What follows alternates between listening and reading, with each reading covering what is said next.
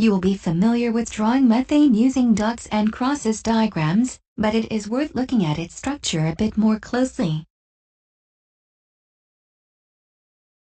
There is a serious mismatch between the structure and the modern electronic structure of carbon.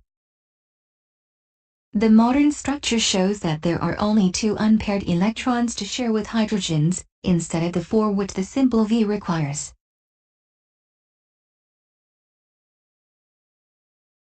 There is only a small energy gap between the 2s and 2p orbitals, and so the energy released during the bond formation pays the carbon to provide a small amount of energy to promote an electron from the 2s to the empty 2p to give 4 unpaired electrons.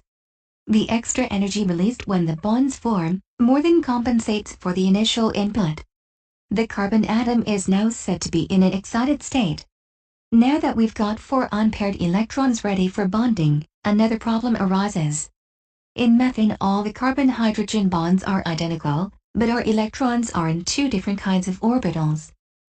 You aren't going to get 4 identical bonds unless you start from 4 identical orbitals.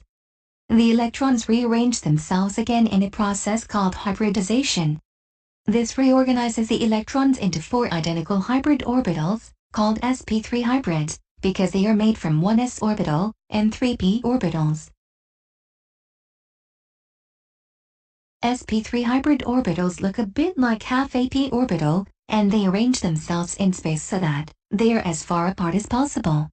Hydrogen's electron is in a 1s orbital, a spherically symmetric region of space, surrounding the nucleus where there is some fixed chance, say 95%, of finding the electron.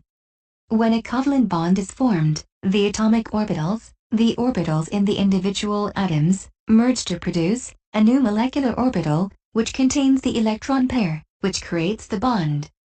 4 molecular orbitals are formed, looking rather like the original sp3 hybrids, but with a hydrogen nucleus embedded in each lobe.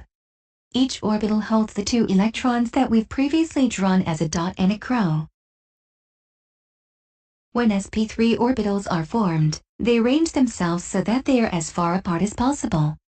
That is a tetrahedral arrangement with an angle of 109.5 degrees.